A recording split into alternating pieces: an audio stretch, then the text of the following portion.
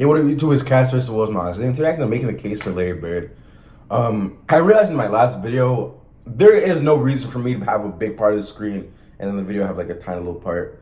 If there's a lot of highlights in this video, I'll make the video bigger. If there's not a lot of highlights, it'll just be me. I just want you guys to see my reaction. I hope you guys enjoy the video. Pads or helmets give fans the most. Basketball is special. The size of the court and the lack of pads or helmets give fans the most intimate experience of a team sport that exists. And because of the different styles that basketball allows for, players develop their own distinct identities and signature styles through their creativity, flair, That's facts. That's facts. Look at Pitt. and athleticism. And although no player succeeds alone, the scoring volume and two-way nature of the sport give individual stars a nearly unprecedented amount of control over the flow and outcome of a game.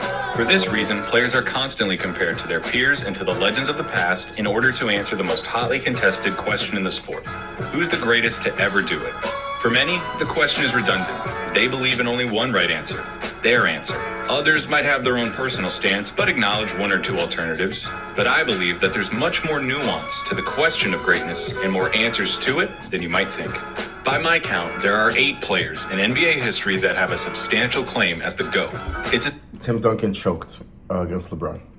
subjective thing, though. I can't give you a definitive answer. All I can do is make the argument.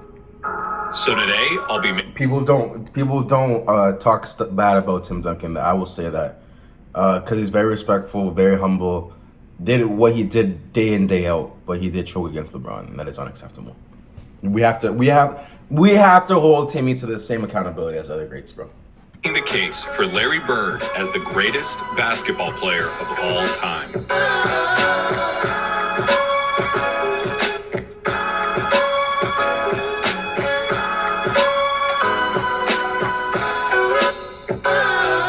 I like the music. When it comes to basketball, Larry Bird is the smartest, clutchest player to ever play the game.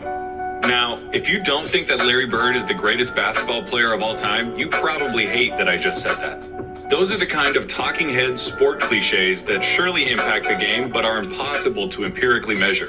Normally, I'd agree with you, but I think that when you talk about Larry Bird, you see those intangibles become real, palpable results. I wouldn't have said it if I didn't believe it. I like this guy's vocab. I like this guy's vocab.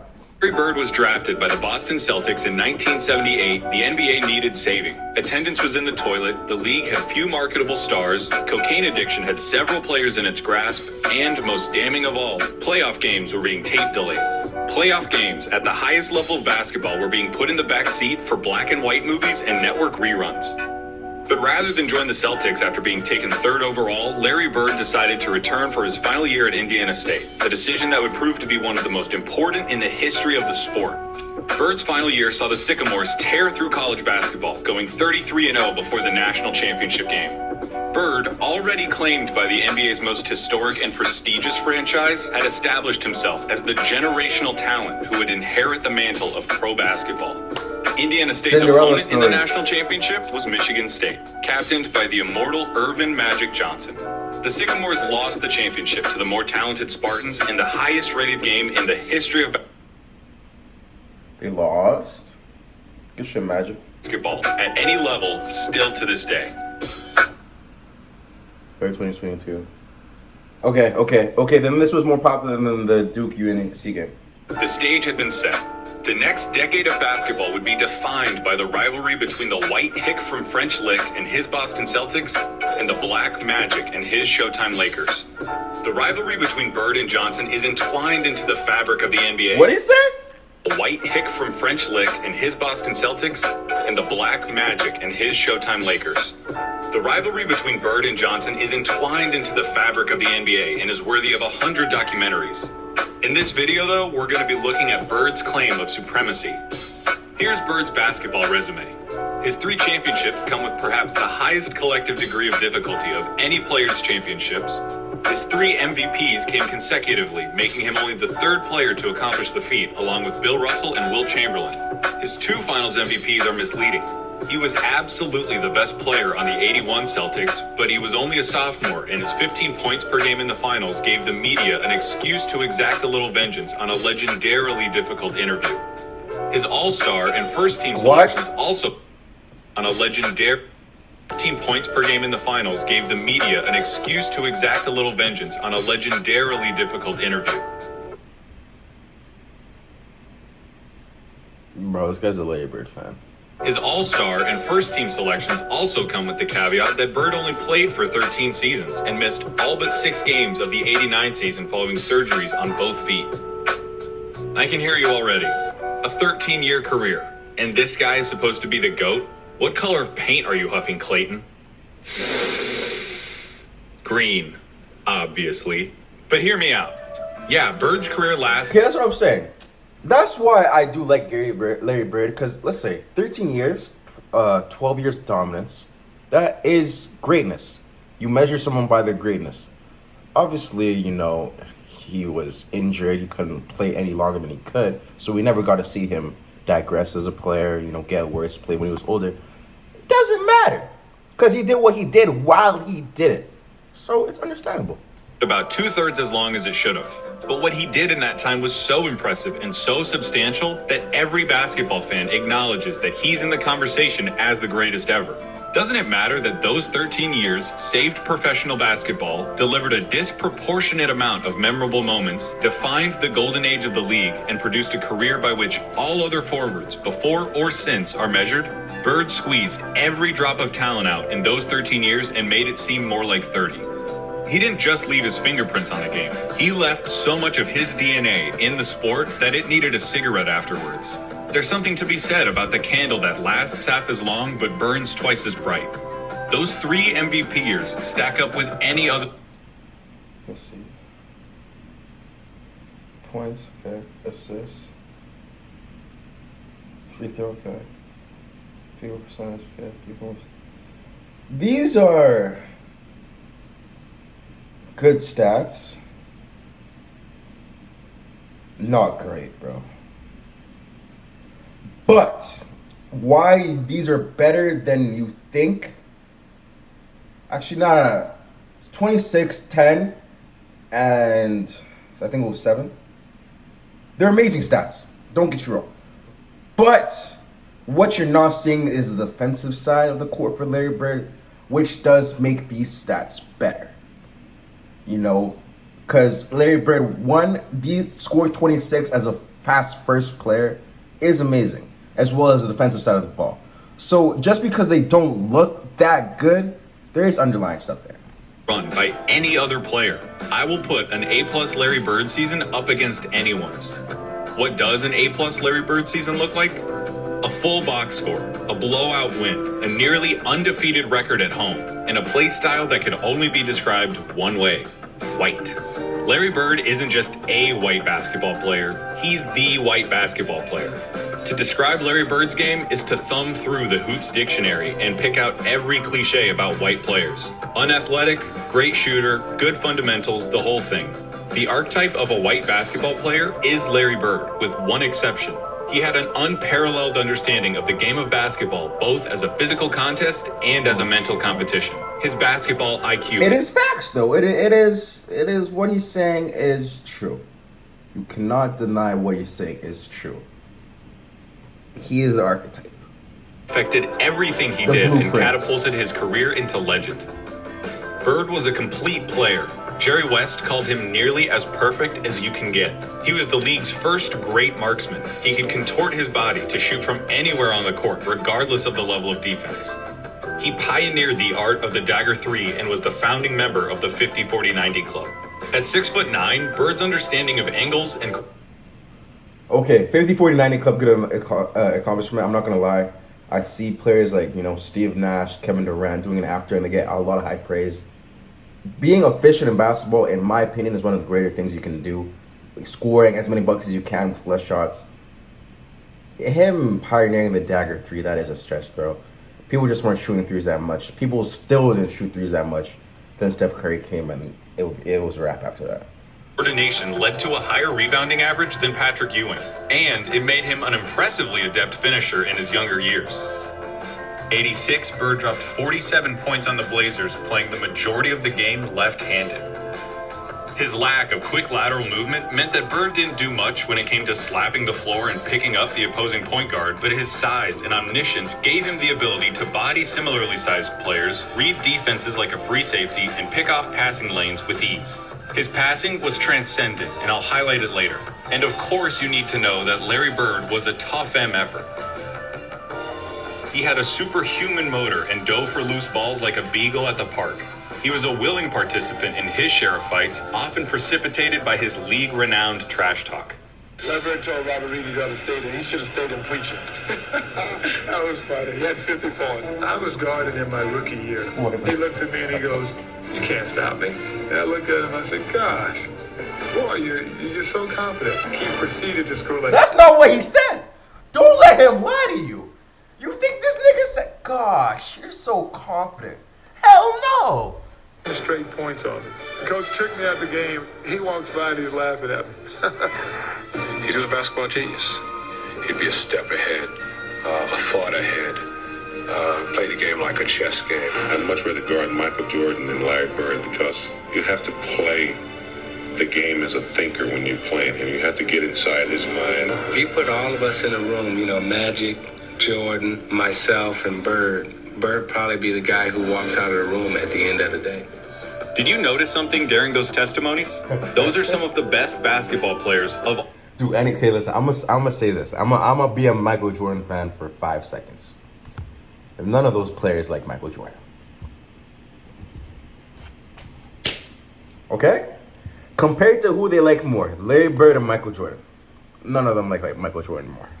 Time, and they all sing Bird's praises like they were former assassins who had to go toe-to-toe with John Wick, and they're just happy to be alive. Bird excelled during one of the most talent-rich periods in league history. The abridged list of his basketball rivals goes like this: Dr. J and Moses Malone on the Philadelphia 76ers, Sidney Moncrief on the Milwaukee Bucks, Isaiah Thomas, Bill Laimbeer and the Bad Boy Pistons, Dominique Wilkins on the Atlanta Hawks, Bernard King on the New York Knicks, Michael Jordan on the Chicago Bulls, Hakeem Olajuwon and Ralph Sampson on the Houston Rockets, and of course, Magic Johnson, James Worthy, and Kareem Abdul-Jabbar on the Los Angeles Lakers. All right, there's no point That's avoiding... comp. But the league wasn't that, you know. Don't let them fool you. Like, they're literally, it is somewhat contradictory because they're saying that Larry Bird was coming to a league where a lot of people were addicted to cocaine. And now he's trying to see that the league was hard. It could have been more difficult than the cocaine years, but there's still going to have to be a rebound in a way. I feel like the 90s also wasn't that difficult. 2000s was really difficult because you have, you know... Okay, 1990s to 2000s because you have, you know, Jordan getting better. You still have, you know, the Malones, the Stocktons... And then the Clyde Drexlers, then you have the young guys coming, like you have your AIs, you have your Kobe's, your Shaqs, your Pennies, your Vince Carters, your McGrady's, and then, you know, your 2000s, your Gilbert Arenas, although Gilbert Arenas wasn't in the league for that long. 2000s era of basketball, I do really appreciate, like the 1990s to 2000. And then it did die down again, like, go back with like Lob City, and then the Golden State Warriors, and Cavs, and then Miami Heat, you know, San Antonio Spurs. Oh yeah, San Antonio Spurs was also, you know, a great team in the 90s as well. So, you gotta think about it a little bit. It any longer. We have to look at Magic versus Larry. If you have Magic over Larry, it's because he has 5 rings to Larry's 3, had a peak that lasted about 2 or 3 years longer than Larry's, and had a 2-1 record against Bird's Celtics in the finals. Perfectly legitimate, completely respectable arguments. But in the interest of making Bird's case, allow me to retort. For nearly the entire decade of the 1980s, the Eastern Conference was irrefutably the more competitive conference between the two. Considering the competition, for Bird to have made 5 finals appearances is just as impressive as Magic's 9. As for the head-to-head record responsible for Magic's 2 extra titles, he had more help.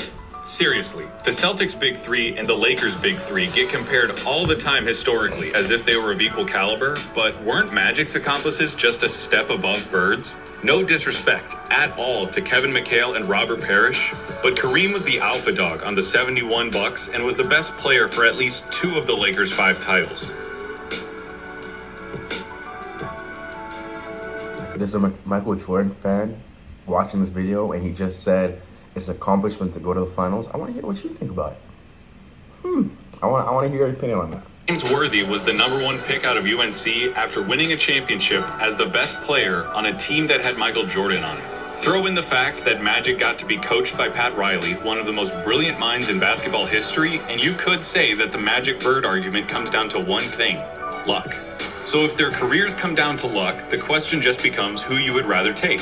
Now, I'm not making this video to tell you why you shouldn't take Magic. I'm making this video to tell you why you should take Bird. Not just over Magic, but over everybody. One thing that helps him is the fact that his play would translate perfectly into the league today. A 6'9" sharpshooting forward with eyes in the back of his head who averaged double-digit rebounds in an era against Moses and Lambeer. He'd gobble up boards as a power forward. He'd be an offensive mismatch against everybody as a small ball center, and his off-ball skills and passing would pair perfectly with the flow of today's game. Add in his competitive mania and Yes, that is true. If Jokic can play in today's NBA, then so can Bird. But it wouldn't be the exact same Bird, you have to understand. I do think Bird could easily adapt because there aren't going to be players like Bill Lambert anymore or Robert Parrish or Kevin. Those type of big men aren't going to exist anymore. So Larry Bird, with his creativity, he's going to be a lot more creative player than in today's era. He would probably be a lot more demonic, a lot more free in today's era. But it would not be the same Larry Bird. It would be probably more scary Larry Bird. worth of medical advancements, and we're talking about a player who could have stuck around so long they would have had to rename the league. As you've been watching these clips of Bird, I would hope that you would notice something. He always knows where everybody is.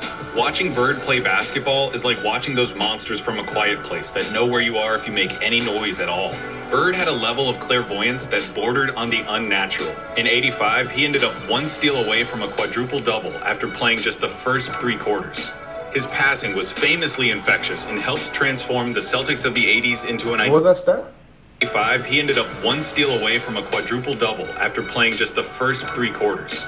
His passing was famously infectious and helped transform the Celtics of the '80s into an ideal that basketball teams at all levels are still shown tape of. They moved the ball with precision and intent, always looking for better shots and determined to get the entire team involved in the effort. That fact is almost entirely attributable to Bird and his wizardry with the ball. This acumen also helped Bird become the only player with a GOAT claim to transition successfully into other basketball roles after his playing career. In his 3 years as the head coach of the Pacers, Bird won a Coach of the Year award, coached the Pacers to their first and only finals appearance, and gave Michael Jordan as much trouble as he'd ever gotten in his career in the '98 Eastern Conference Finals. After moving into a front office role for Indiana, he won Executive of the Year in 2012, becoming the only person to have an MVP, Coach of the Year, and Executive of the Year award. On the court or...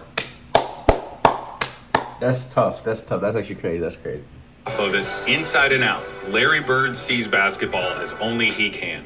That intelligence also lent itself to Bird's defining skill, making the big plays. Remember, NBA players get paid to win games. James Harden is getting paid nearly $40 million this year because he's supposed to help the Rockets win games.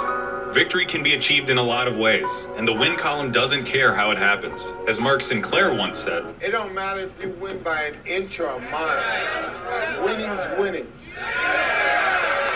But when your team is down... Winning's... Claire once said, It don't matter if you win by an inch or a mile. Winning's winning. His name is Mark Sinclair. My life's a lie. when your team is down 1 in a crucial playoff game with 8 seconds left and you need to hit a shot to stay in the series and keep your season alive, that's where players really separate themselves and earn their money. Love it or hate it, it's the players that come through in the big moments that live forever in our memories. Some players, for whatever reason, were never able to do it consistently. Some players were truly outstanding at it. Larry Bird was the best at it.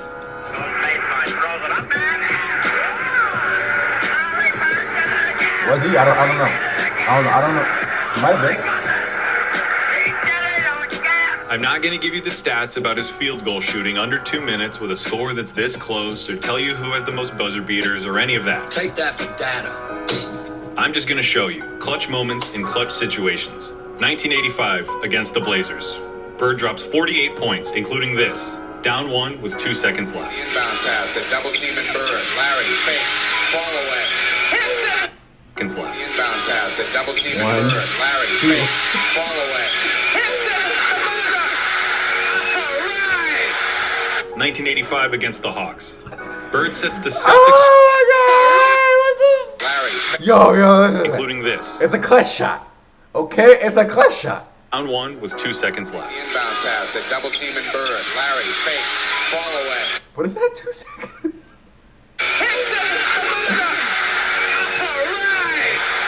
I don't think it's 2 1985 seconds. against the Hawks. Bird sets the Celtics scoring record with 60 points with shots like these. They open the right side. Bird the follow. It's the fact, yeah. Drills it again. That's the Yeah, best shooting I know. 1986 against the Rockets. Not all of Bird's clutch moments were singular. The bigger the moment, the bigger his performance. In Game 6 of the 1986 NBA Finals, That's a Bird crazy clinches the bucket. championship with a triple-double in what he calls the best game he ever played. 2 seconds on the shot clock. Bird wants a three. 1987 against the Washington Bullets. Bird hits one shot to tie it before it's waved off because of a timeout. Hits another shot to tie it up for real. Crowd is standing up. It goes now to Bird. Bird goes up top. And then in double overtime, down 1, he does this. It's going to go to Bird. He's got a shot. Get it. It is good. It's a 3-point field goal. And that's that. It's all over. For 3 years, from 1986 to demonic. 1988, the three-point contest knew no other champion but Larry Bird. He's still got to drop one here quickly. 14. This is the tie for the money. Yo! Larry Bird! 1987 Eastern Conference Finals, Game 5. Tied at 2 games apiece against the Bad Boy Pistons, this enormous game would put the winner 1 game away from the NBA Finals. The Pistons are up 1 with seconds remaining. The ball goes out of bounds off the Celtics. Isaiah Thomas just needs to inbound the ball to win the game. Now there's a steal by Bird. Stripper. Stripper.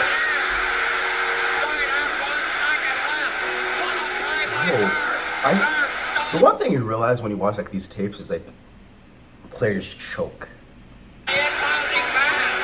There are truly too many big games and big moments for me to go through without this ending up as a documentary. But that all leads me to this, what I really want to talk about. 1987, NBA Finals, Game 4 against the Lakers. LA is up 2 games to 1, and the Celtics need to win to tie the series and stay alive.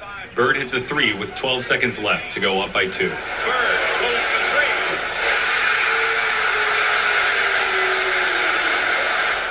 3. Kareem comes down and gets fouled with 8 seconds left. He makes the first,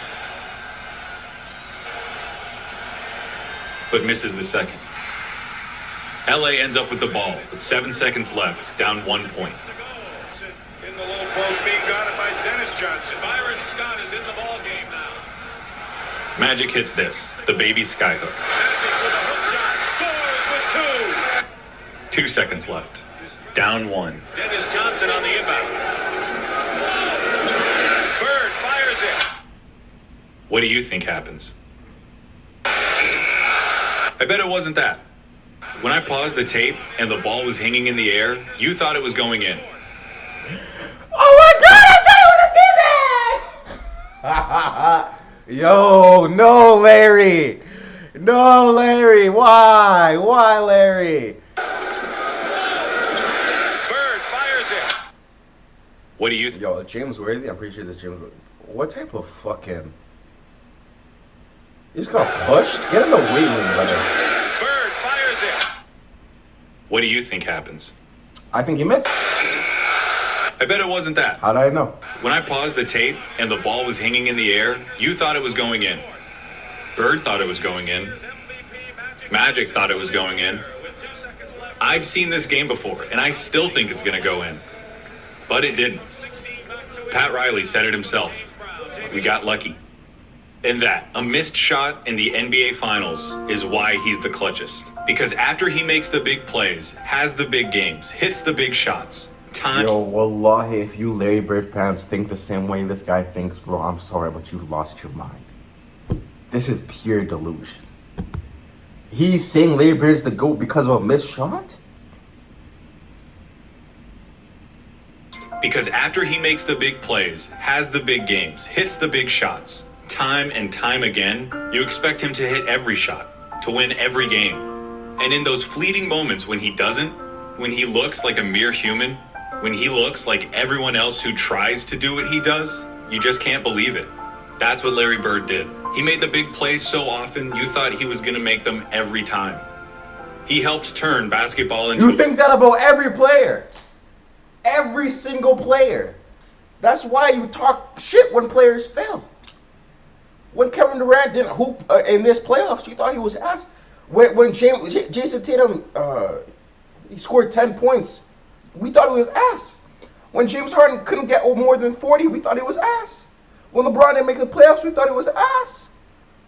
We don't think, oh my God, they're human. No, we think they're ass. When Michael Jordan didn't go to the, in his first few years when he was getting, not going to the finals, we thought he was, Oh my goodness, bro. When Steph Curry falls asleep in the fourth quarter, we think he's ass. We expect greatness from great players. It's not something specifically for Larry Bird. This is insane to me, bro. Global phenomenon, paving the way for every Michael Jordan, Kobe Bryant, or LeBron James who comes through our lives. He played basketball in its purest form and captained a team that is consistently ranked among the greatest of all time. He has the second highest win percentage in the history of the NBA, behind Magic by less than 0.5%, about 10 games. He was the complete package, a player with no holes in his game whatsoever. They called him Basketball Jesus. He didn't get that name without doing something extraordinary. He saved basketball. And he did it by playing it better than anyone else. Here's Magic at Bird's retirement in 1993. Larry Bird said that there would be another Larry Bird one day. And Larry, there will never, ever, ever be another Larry Bird. We had some legends. The greatest basketball player ever. Like it took us 30 years to get Jokic. Jokic is obviously he's Larry Bird on offense, but he's not Larry Bird on defense. We will get another Larry Bird, probably another 30 years. It's just how regens work, bro. Like we're gonna get another MJ. We literally got Kobe Bryant. Like we're gonna get other people, bro. Like, trust me. But more important, a friend forever. Fruit.